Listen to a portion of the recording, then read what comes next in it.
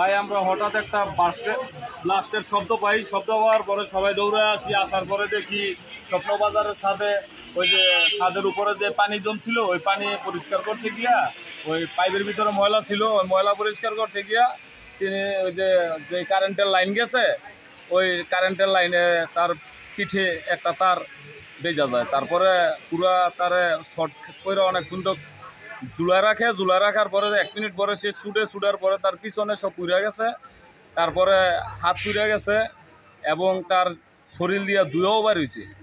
ঠিক আছে, তারপরে সব মানুষ দৌড়ে উপরে ওঠার পরে তাকে উদ্ধার করা হয়। উদ্ধার করার পরে তাকে দৌড়ে অ্যাম্বুলেন্সে করে ঢাকা পাঠানো হয়েছে। তার অবস্থাটা কেমন মনে হচ্ছে? তার অবস্থা অনেক মোটামুটি আর কি, তত খারাপও না তত ভালোও না। আচ্ছা, তা ও ছাদে গেল কিভাবে, কেন গেল? ছাদে গেছে, ওই যে ছাদের উপরে বৃষ্টির পানি জমছে, ওই পানি পরিষ্কার করার জন্য গেছে।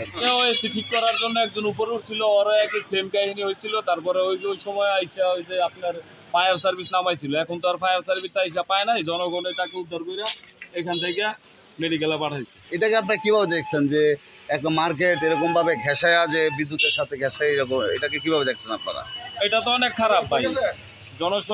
জনগণ যেখানে থাকবে, যে মানুষ যেখানে চলাচল করবে, ওইখানে তো বিদ্যুতের খুঁটি তো এইভাবে থাকা উচিত না। আজকে এই কাজ হইতে পারে, কালকে আরেক কাজ হইতে পারে।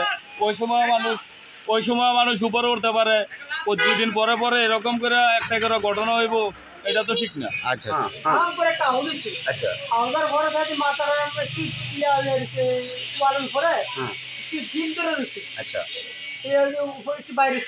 মানে ঝুলে রয়েছে এরকম? না না, ওই যে ওয়ার্ড আছে না, একটু এই সাইডে ঝুলে রয়েছে। আচ্ছা, একদিন তো ও এখানে কতক্ষণ ছিল? 10 মিনিট। এখন ওর অবস্থাটা কেমন দেখলেন? নামানোর যাই না, যাই জোরে ভয় যান নাই? না, মানে কি ঝলসে গেছে, হ্যাঁ। পুড়ে গেছে?